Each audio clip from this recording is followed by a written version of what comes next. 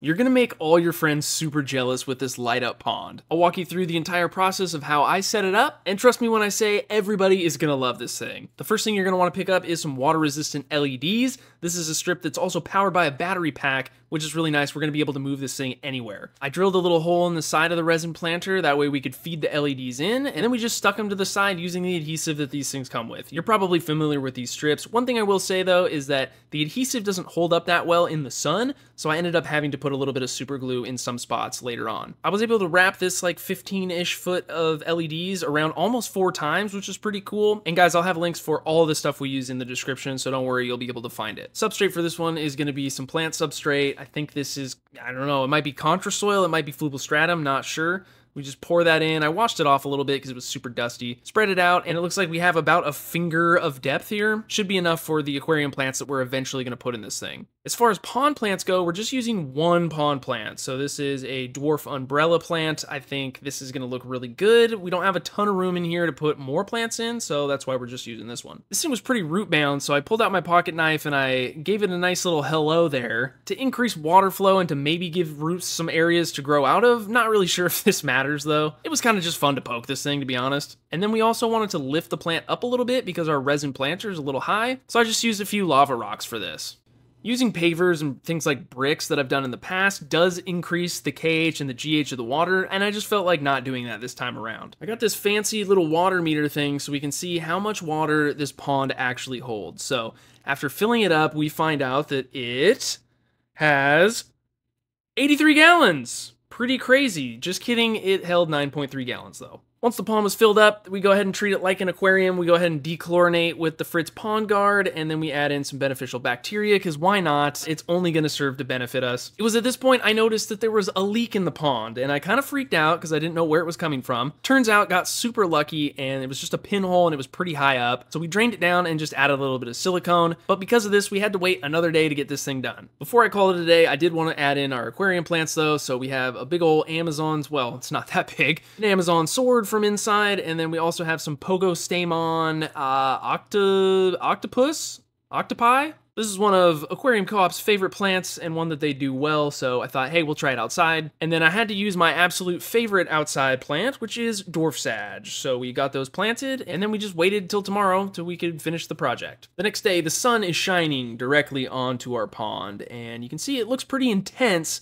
Let's, I think we're gonna zoom out here and look and see where the sun is. This is like maybe 10 or 11, and we're in full sun. If we move it a little bit to the right, we're out of the sun. But you'll see that at about 3 o'clock here, based on the top of my roof, it'll be in the shade, which I think is going to be okay for this pond. If we need to adjust it, we can. Quick side note, in the last pond video, or one of the last ones, we put in some golden white cloud minnows into this guy, and we already have some babies. They're super hard to see, but I'm looking forward to watching these fish grow up. And because of that, I went ahead and put a little sponge in front of the solar pump that we have in here, just to be extra sure. I try and be the best fish daddy that I can be, you know what I mean? At this point, we're pretty much ready to add our fish to the pond, so we're going to be adding those platinum Medaka rice fish. Galaxy platinum Medaka rice fish, to be precise. I like to carry them in this little brine shrimp holder. It's super convenient because it has this little thing on the side that lets you put it on the edge of your tank or the edge of your pond, which is kind of nice. So we're going to temperature acclimate them. Checking the temperature of the pond, we're looking at about 83. Again, we're in full sun, and the water that we pulled them from is 73, so they're going to sit here for, I don't know, like 20 minutes and get used to it. But we're getting close to shade time, so it shouldn't get any hotter. At this point, I had just filled up the pond. I decided to test the water. I don't know why I decided to do this, but I'm super glad I did because our pond had a bunch of chlorine in it. Which is weird because my water typically has such low levels that it's undetectable. It must just be that time of the year where they're adding a bunch of extra, so we're gonna just add in a little bit of extra pond guard. I already did that, so dramatic reenactment here. Once everything was safe, we then added our fish to their new home, and let's go on a little bit of a detour. So, a lot of questions about solar pumps in the last video. Wanted to show this one off, so this is a product that I got recently. I wanted to find like what the best solar pump was for the money. So, this is the one I came up with. There's a link for it down below. If you're looking for a pump for your pond, if it dictates it, this is the one that you want, okay? I tested out a handful of them, and this is the best one. Almost forgot the most important part, the breeding mops. So this morning I checked all these. There wasn't any eggs, so we're just gonna transfer these right into the pond. Try not to drip anywhere, and just plop them in. I know these aren't the most sightly things ever. We color coded them. These are pink for our platinums. I'm looking for maybe a better color of pool noodle. If they made like a camo pool noodle, then I think it could blend in a lot better, but I haven't seen that. All right, we're back to future Mike voiceover guy. So I wanted to show you how to make these things really quick. You take a pool noodle and you cut it into little bits, about 1/2 inch long. Doesn't really matter that much. Then you're gonna wanna get yourself like a Scotch Brite pad. These ones kind of suck because they have text on one side of them. I don't know if that's a new thing, but I went in search of one that didn't have anything like that. I found these on Amazon, but they're a little bit more brittle. They're also a little bit smaller, and they leave some weird kind of flaky stuff when you cut them. But I've tested them out, and it doesn't cause a problem with your fish, so I don't think it's a big deal. You're gonna take this pad, and you're gonna hold it horizontal, and then you're gonna cut almost up to the top, leave like, I don't know, 1/4 of an inch, 1/2 an inch, however long of a section of your pool noodle is. And then you're just gonna cut a bunch of strips. And I don't think it matters, you know, how wide these things are. It doesn't really matter. It's just kind of a fun project. You roll it up, and then you put it into your pool noodle, and that's pretty much it. You're probably gonna wanna go and rinse these things off just before you do it. See, there's that powder stuff that's coming off these cheap ones. I took this one and I just cut it vertically to make some super long ones. Again, this is just a fun thing. I don't think there's a right or wrong way to make these. Washing them off really good because we just in case. And then you put them in with your rice fish. And then hopefully what happens is you check on these every day and you're gonna see some eggs, like we see a couple down here.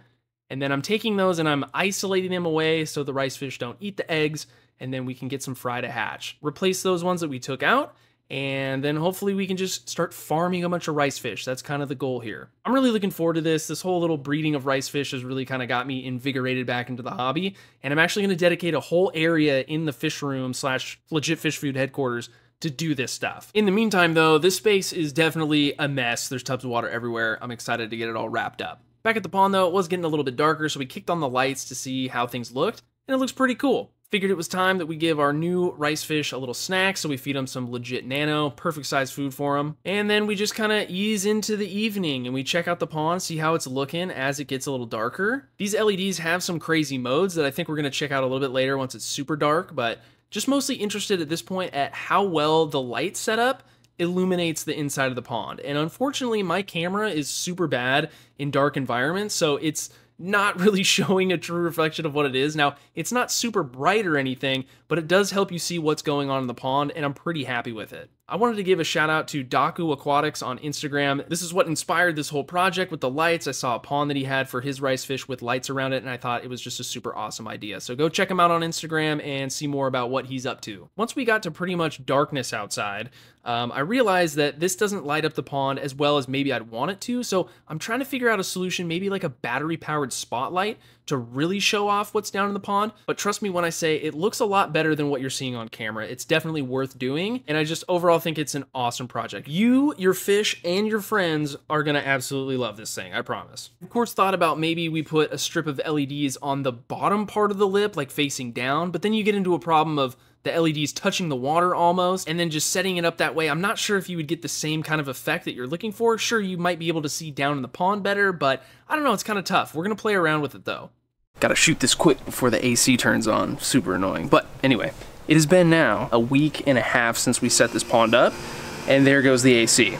Something that I thought I should probably address on this. One, you know, there's no filter, what's up with that? And basically, you know, we don't need to have one on something like this. Based on the size, based on the fish that we have in it, and based on the fact that we have, you know, our one pond plant and a bunch of aquarium plants, it's gonna be totally fine. Nitrogen is something that we'll probably never see in this aquarium ever. And you know, doing things like adding the beneficial bacteria, helping those nitrifiers to grow on the surfaces in the pond, on the sides of the walls, the substrate, the plant leaves. There's gonna be nitrification taking place in this, and based on the bioload and everything else we have going on, we're not gonna need to house a bunch of extra bacteria in a filter to facilitate that nitrification, that detoxification of the common nitrogen species that we see in aquatic ecosystems. It never hurts to check on these parameters though. That's why I really advocate for things like the test strips, things that are easy to do and that you can do kind of on the fly when you think you might need to, or just, you know, randomly when you're curious to see how your little ecosystem is doing. Another thing is always mosquitoes. People always bring this up. So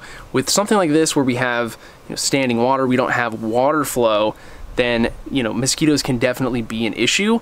I'm hoping that the rice fish are able to pick up any mosquito larvae that form in this thing, if that happens. I think they'll be good on it just based on what I've seen online, but you never know.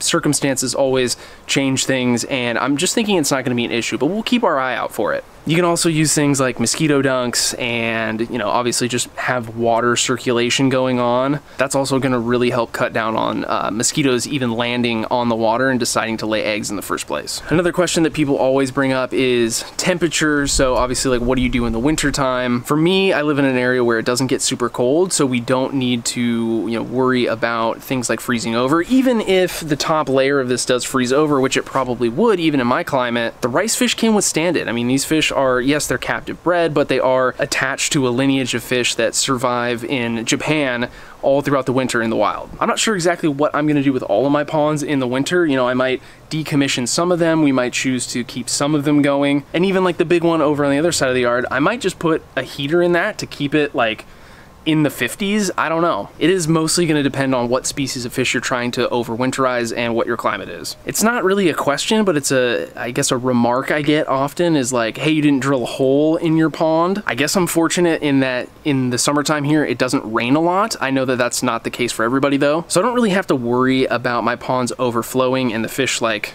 falling out. But even if I were to drill a hole in the pond, like the fry could still probably swim out of the hole if, you know, I was filling the pond up and let's say I forgot. But I actually did drill a hole in this pond. I don't know if I can show it because I think it's towards the back of it, but I did drill a small little tiny hole, a really small one. So I'm hoping that if we do get fry in this thing, they don't wash out of it if it does get up that high, but it's kind of a problem that doesn't really exist for me because I don't have a ton of rainfall. In the winter though, that is something that could happen, and it's just something that I keep an eye on. I'm very engaged with all my stuff, so if something like that's happening, I can usually catch it. But yeah, let's take a look and see what's transpired in the pond in the week, or I think it's almost 2 weeks since we set this up. Threw in some floaters from the other pond because they were doing so well over there. We had a bunch of extra. And then I also took some cuttings from this guy that were overflowing the sides to see if they can root up and do good. But just look at how the Savinia is doing. It's doing really good out here. And I showed it earlier in the video. Maybe we'll catch some fry here. They're getting bigger.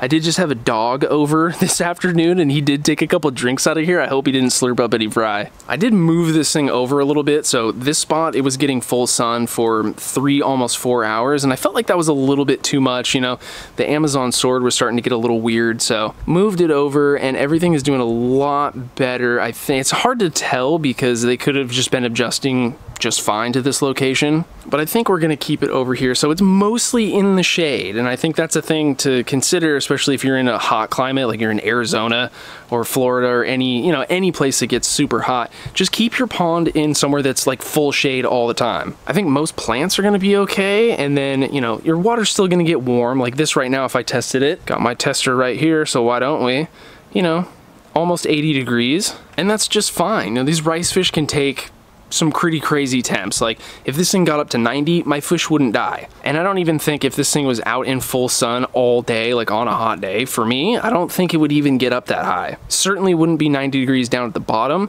It's just how the fish, you know, they regulate their temperature. They can swim up or down to stay at whatever temperature that they want. We just come out and we look at our mops every day to see if we have any eggs. It's a lot easier to see the eggs actually if you take it up out of the water. And we're seeing which ones they like more. If they like the tall ones or the short ones. I think we pulled the tall ones out earlier today. That is the whole pond game. And I think the LED lights are really cool. I'll show you actually, don't tell anybody, I'll show you what I'm working on over here. We have some cool stone ones that are actually lifted. I think we're gonna do this. I'm not sure. This would make it a lot easier to do water changes if that was something that I wanted to do. And that is something I probably should have included in the beginning part of this little spiel, was that, yeah, you know, water changes are kind of tough on this because we are on the ground, but I typically don't need to do any siphoning. So if I want to change water, I just kind of annoyingly do it by hand here. Try not to scoop out any fish while we do it. And that's typically enough for me. If you have any other questions though about the pond, if I miss something, I pretty much always miss something whenever I do these video parts, but just leave it down in the comments. I'll try and get back to you ASAP. And yeah, that's pretty much the pond thing. Back to voiceover Mike.